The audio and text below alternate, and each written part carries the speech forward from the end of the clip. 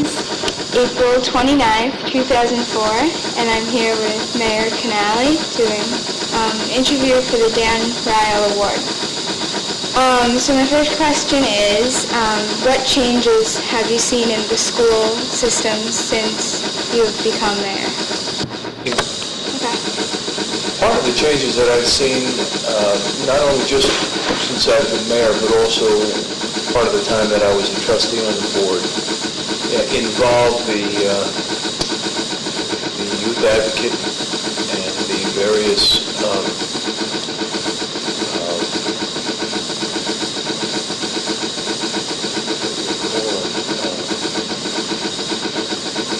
staff that we have up in the schools. You know, we have policemen in plain clothes working with Bill Finkel Day, and we have been coordinating with the schools, the approach to take with the students, with the DARE program, when we have the DARE program, and the outreach between the police department and the village and the schools. I think that's probably the biggest change that I see. So when was Hillside School constructed? I'm not positive when that was. Was that in your opinion? No, Hillside School was back probably in the late 60s, sometime in the 60s. It's been renovated since, but certainly it was there when I came to the village. All right. What made you decide to become mayor? I had been on the Board of Trustees for over 9 years, and I decided that it was an interesting challenge, and I thought that I could bring certain talents and certain approaches to village government.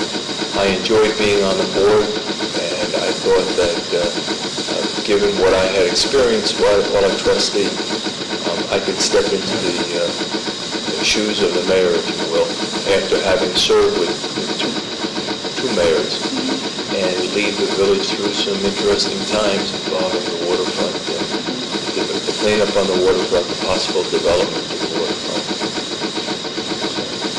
So I was intrigued and challenged by the job. How did you campaign for the election? A lot of door-to-door, knocking on doors, meeting people, going to a lot of community meetings, getting out to various social events, bringing my message to the people. I mean, I had been in office, as I said, since 1978, so I guess I was on the board more than 9 years. I don't know, maybe 12 years at that point.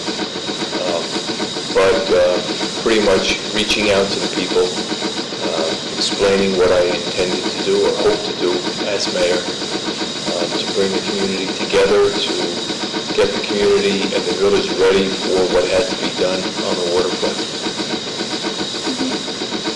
A lot of work. Have there been any changes in local newspapers, like the Enterprise?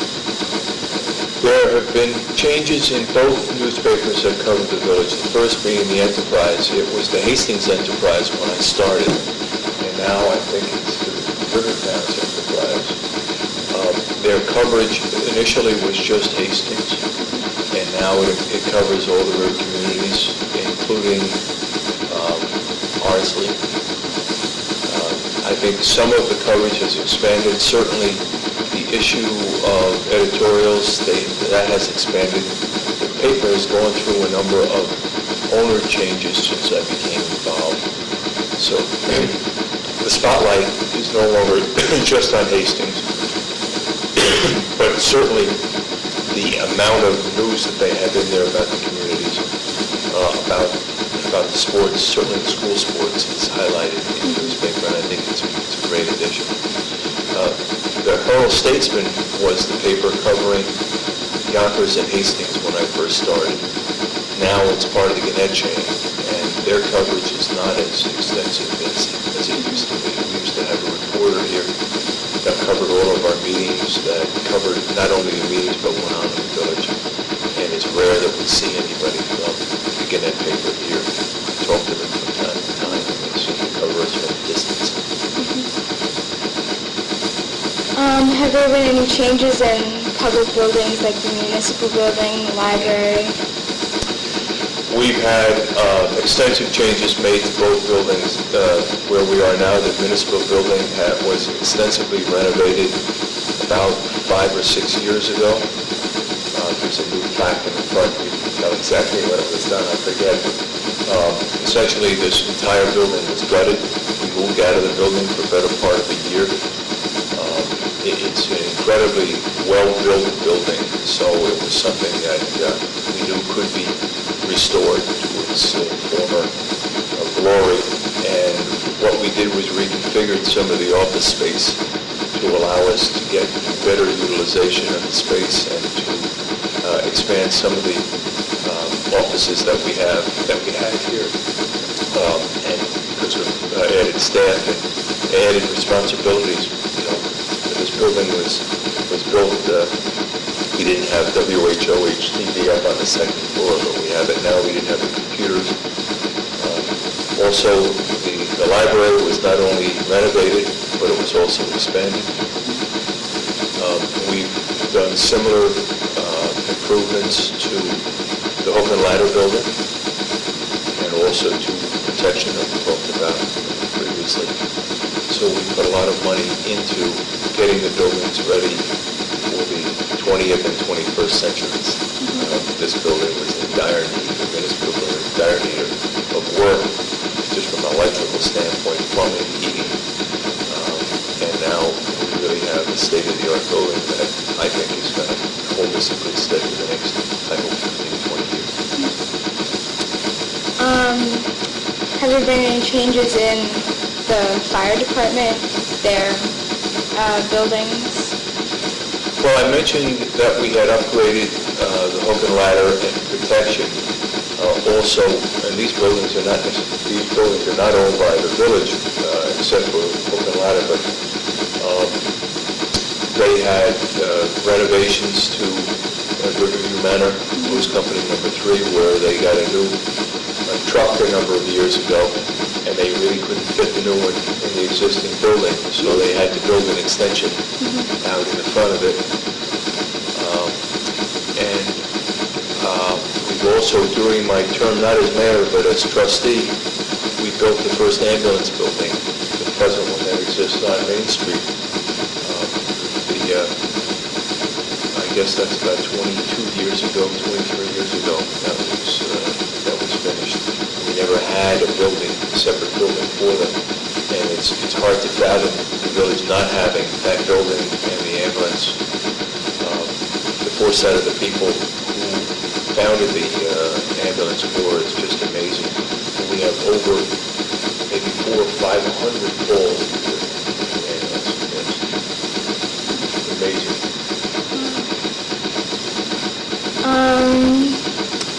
I've heard rumors more from the past than the present that Hastings has a lot of bars and pubs. Are many of them still in existence, do you know? Not as many as there used to be. Because of Anaconda, there were quite a few taverns that dotted the area. Where Maud's used to be Dorsey's. Where Buffet de la Gare used to be a bar. Where Food for Thought, that was Dunn's. And there were a number of others that have passed from the scene, but yes, there were quite a few bars in town in prior years. Some of them still exist, but not as many as there used to be. Have there been any additions to parks, public parks, areas?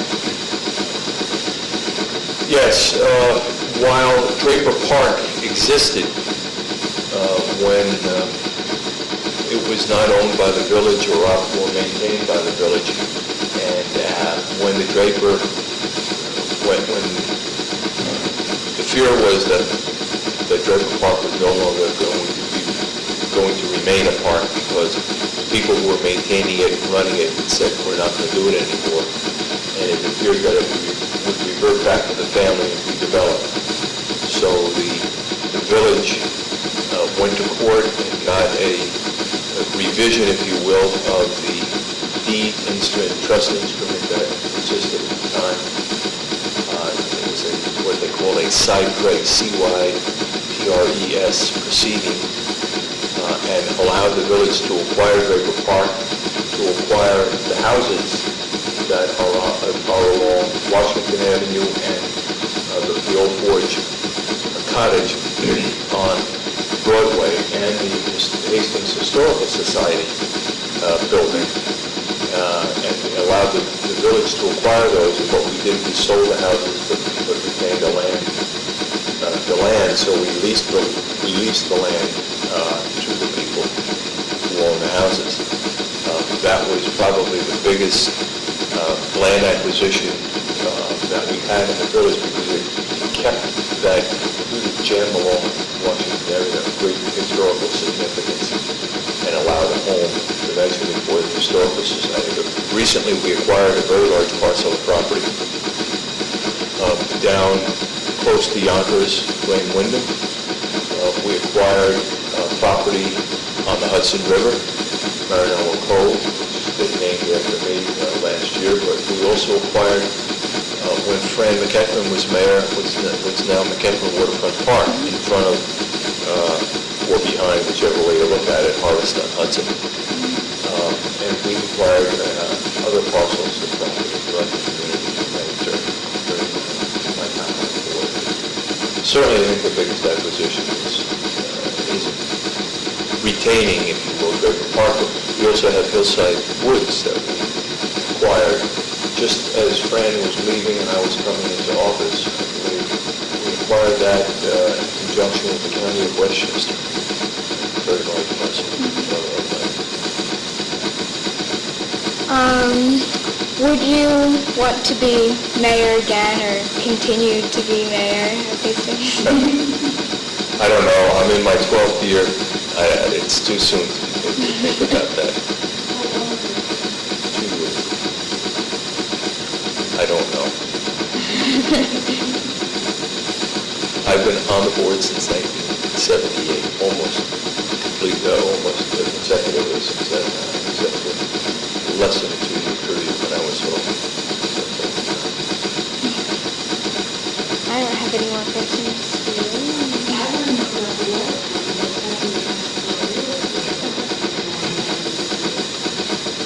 The waterfront probably has been the most interesting, challenging, and exciting thing that I've had to deal with.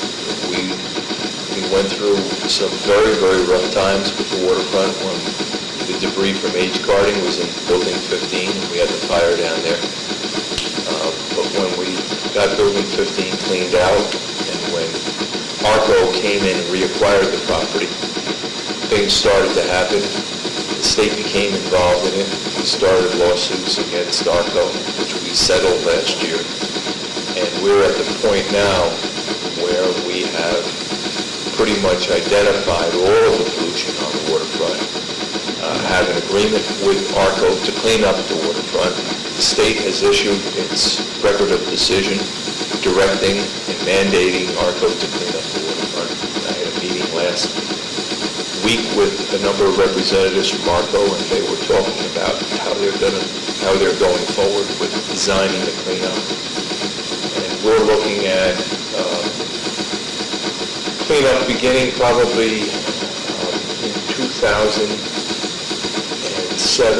because it will take a little over 2 years to design the cleanup of the site. And we hope to have all of the cleanup completed on land by 2010.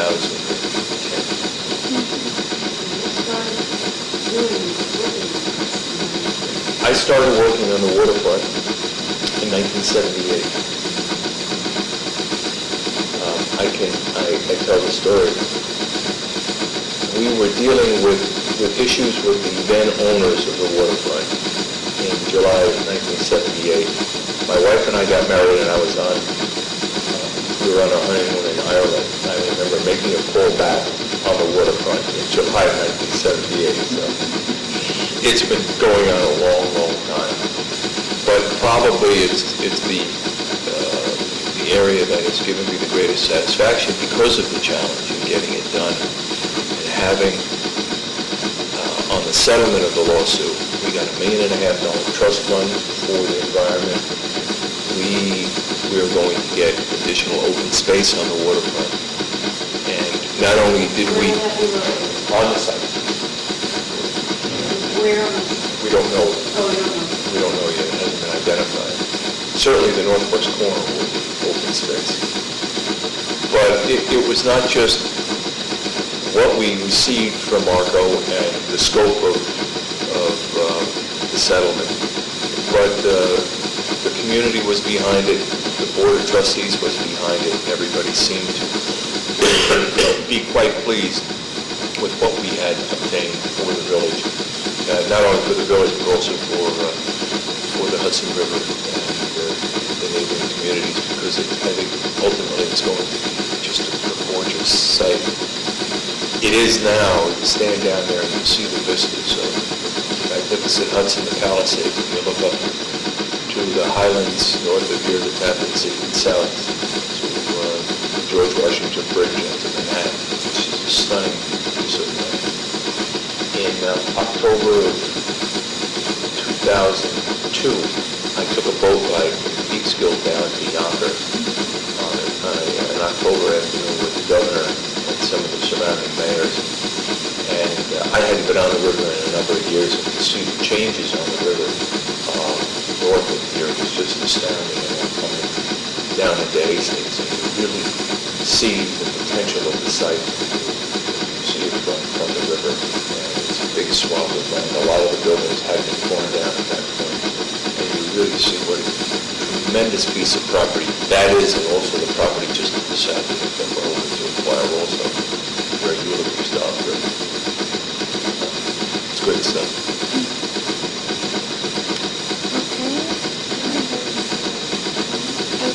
Yeah, it's okay. Okay. Where the kids were, right? So I guess I wonder what, and the change in climate of the town as a whole, or Well, yes. I mean, the demographics of the town have changed. The town now is, we've got a great influx of young people, young families, and a lot of senior citizens. The number of people in the town has declined. When I moved here in 1972, there were 10,000 people in the village. And I say that a lot of people have voted with their feet and all that, but family size has shrunk. In my house, the house that we live in now, there are 3 of us there, and I believe it was a family of 5 children, so there were 7 people in the home versus 3 now, and it's similar all throughout the village. You've got single-parent homes, so the numbers have declined. But you also, I mean, as I say, the demographics have changed. Property values have just skyrocketed in this community. 32 years on here, I bet property values have gone up 15 times.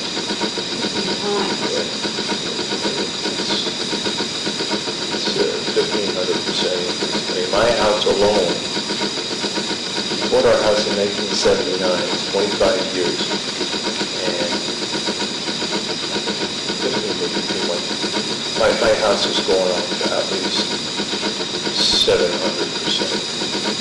maybe 800%. do you think that's in line with the rest of the real estate in New York State, or is it different because of this? Certainly not in line with the rest of New York State. It's in line with probably parts of Westchester County and New York City and parts of Long Island, but upstate New York and stagnation is nothing like it is down here.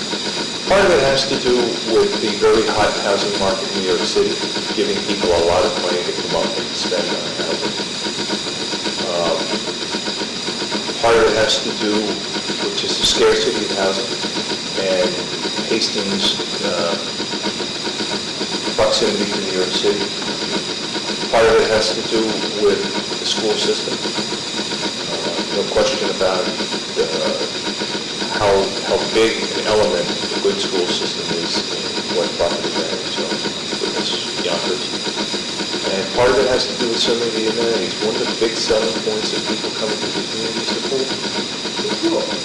Talk to people in real estate, and they say that, especially young children, it's a big draw. Could you talk a little about that? Because that's going to be a renovation. This is the second renovation we've had since I've been on the board. The first one was about 17, 18 years ago, I think.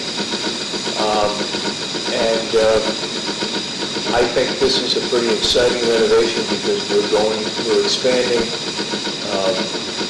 what's being offered. There's a splash pool now, and we're going to have lights up there. It needed to be refurbished. Health codes, we have to bring it up to health codes. It was an opportunity for us to do what we had been hoping to do and make it a fresher, more, to use that terrible phrase, user-friendly facility, but yes. And we're trying to attract more people to it. A lot of seniors use it. A lot of people, commuters use it early in the morning or after work. So it's great.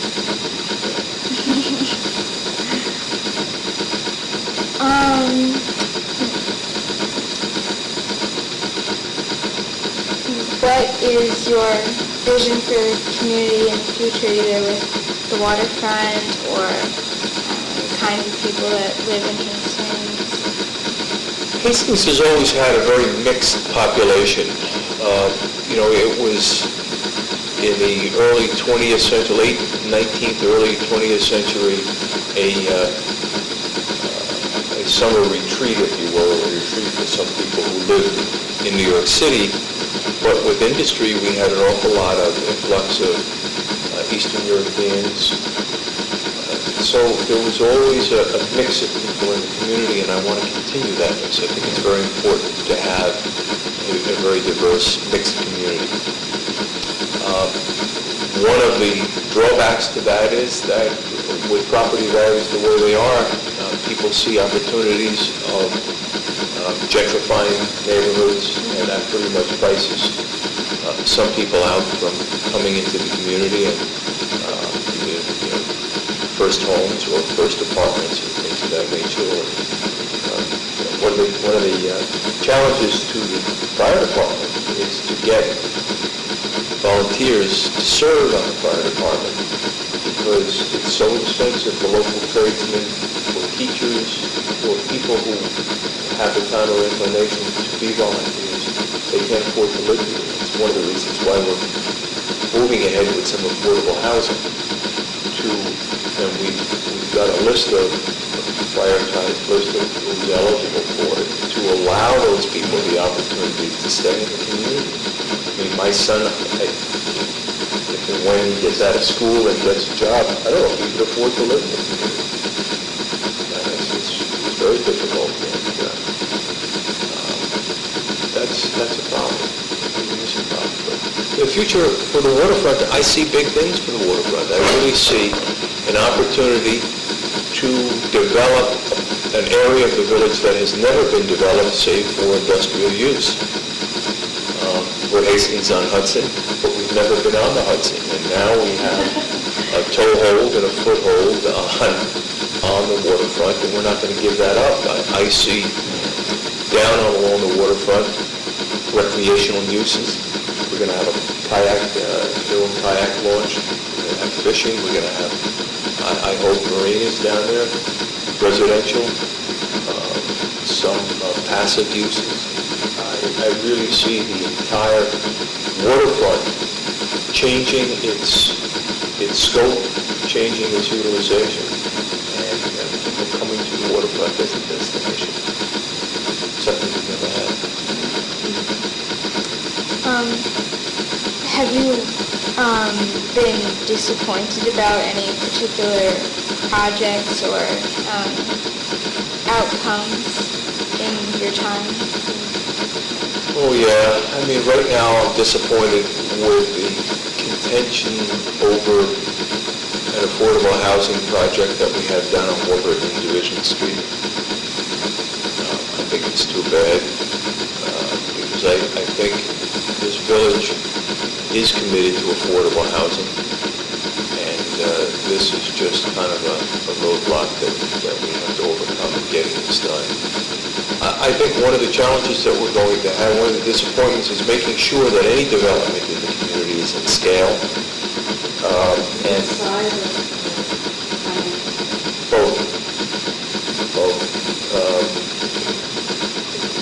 We're seeing some new construction on Waterfront Avenue where we had the fire on New Year's Day a couple of years ago.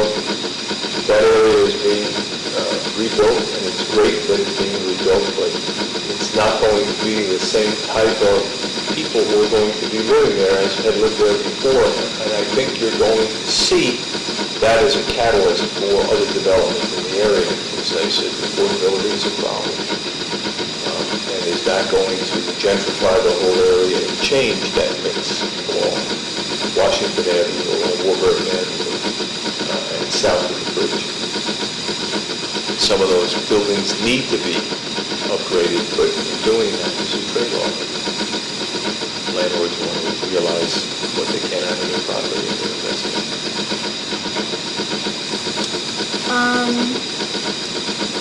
Have there been any changes in the recreation center, the types of recreation that residents do?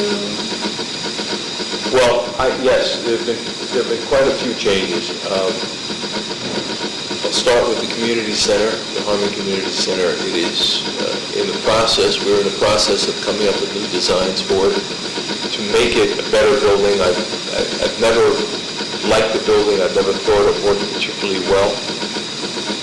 And a lot of people feel that it's time for a change. It's a very expensive proposition, but I think we're going to get a building that is going to be a lot more attractive to the vast number of people and the array of age groups that use that building. I think if you go up to the track in Reynolds Field, you see a lot of people using that track. 15, 20 years ago, you didn't see the walkers that you see now, but that is attractive to a lot of people. People are a lot more health conscious now. Our parks and our fields are used constantly in this community to the point where we really have trouble scheduling all of the activities that we have. In the last 20 years, especially with girls' sports, competitive sports have exploded in this community. Yeah, girls softball, soccer alone can just chew up all of the fields. ASO is just incredible. All of the soccer programs are great. They're talking about lacrosse here now. They have big soccer programs in the junior high and the high school. Football has come back. The softball leagues are great. I think you see a lot more people involved in sports and a greater array of sports than we've ever had. Field hockey, tennis, basketball is just incredible. And we have the rollerblade. We have the park down on Waterfront Avenue that we put in the facility, and kids use that. It's great. I think that's it. a very rich tenure. It's been very exciting. I've been very lucky. I really have. It seems like we have to be here at least for 5 6 years, we can see the end of the satisfaction of the waterfront. The end is always a movable goal line, but I don't know how much longer I'll do it. In fairness, I don't know how much longer I'll do it. But my son is now getting out of college, so one more year. One more year, yeah. So, it's fun. Okay. Thank you. Thank you.